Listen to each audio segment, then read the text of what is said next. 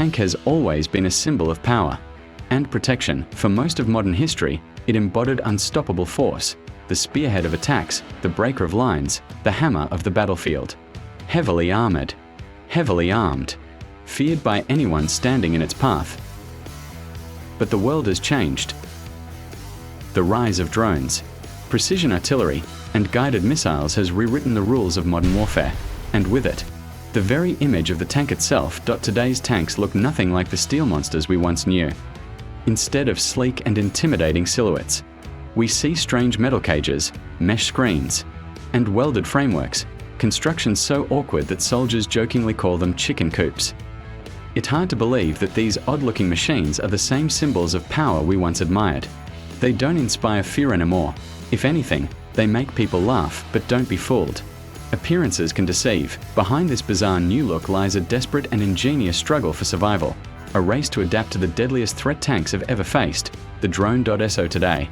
We are diving into the front lines of Ukraine and Russia to see how tank crews are reinventing their armor, their tactics, and even their identity.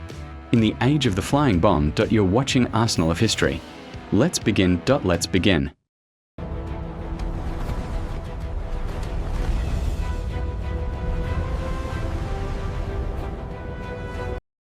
With the rise of FPV drones, now so widespread that they've become one of the main threats to armored vehicles, tank crews and field engineers across the front have been forced to improvise. A new generation of improvised add-on armor has appeared, designed not only to shield the vulnerable roof of a tank, but also its sides, front, and rear. Interestingly, Russia's defense industry has failed to produce any standardized or practical solution, leaving field units to rely on pure ingenuity. Anything that can serve as protection is being used, even wooden logs. These are especially common on self-propelled guns, where makeshift timber cabins are welded around the turret, creating what looks like a log hut or wooden bunker. In reality, such constructions offer little protection against shaped charges. Even an old RPG-7 round can burn through thick layers of wood with ease, more commonly.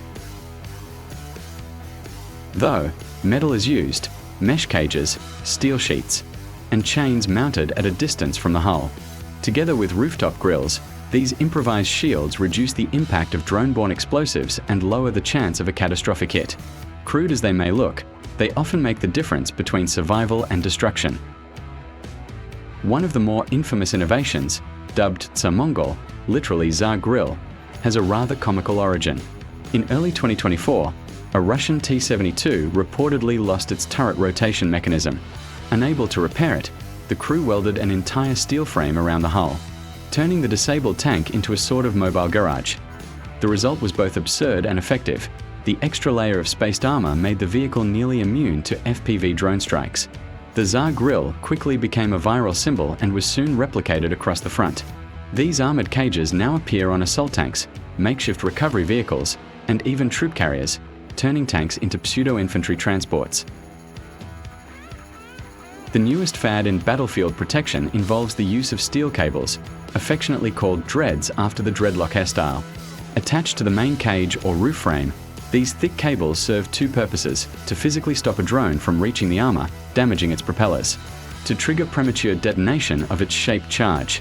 Reducing penetration, cables are lighter than solid armor and flexible enough not to restrict the turret's movement or the crew's visibility. A more advanced variant involves unraveling the cables into dozens of smaller strands, creating a tangled bush of thin wires around key areas.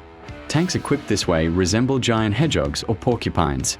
The New York Times recently described such setups as a way to counter fiber optic guided drones, though their main function is still mechanical disruption. One of the more remarkable field modifications is a Tsar-Mangal fitted to a T-80. In the footage, you can see the moment an RPG-7 strikes the vehicle.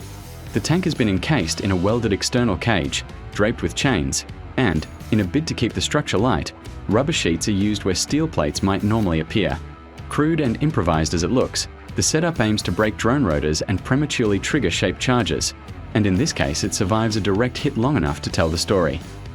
This Tsar-Mangal was reinforced by our crew with over 6 tons of steel plating. The commander of a T-80 BVM highlighted several key advantages of this heavily modified machine. 6 tons of added armor, The tank is wrapped in thick steel sheets for maximum protection. Heavy rear chains. Mounted behind the armor, they prevent FPV drones from slipping underneath the plates. Angle deflectors. Welded brackets and corner reinforcements help disperse artillery shrapnel. Dynamic grid armor, designed to withstand even direct hits. Gas turbine engine allows the T-80 to move into firing positions almost silently, a rare advantage on today's battlefield, crude yet effective.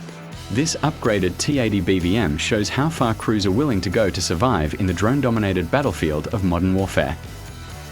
The T-80 crew didn't just weld on extra armor, they rebuilt the tank from the inside out. These interior clips reveal a heavily modified fighting vehicle, ventilation grills to keep the inside aired, 8mm solid steel plates bolted to the structure, and even a makeshift bunk so the crew can catch sleep between missions. The commander says he's satisfied with the result. Yes, the upgrade restricts visibility, but for assault missions it does the job. When you need to smash through a defensive line, the primary threats aren't always enemy tanks, they're anti-tank mines and FPV drones. These field modifications are a brutal, practical answer to that reality. The latest step in the Tsar-Mangal evolution are the so-called hedgehog tanks. These aren't merely tanks with welded-on garages. They're wrapped in a chaotic forest of metal. Thousands of rods, spikes, coils of barbed wire and other deterrents projecting outward in all directions. The concept is simple but brutal. Intercept and destroy an incoming drone before it can penetrate the next layer of defense. The effect is to chew up propellers, trigger fuses early, and generally make a straight hit far more difficult.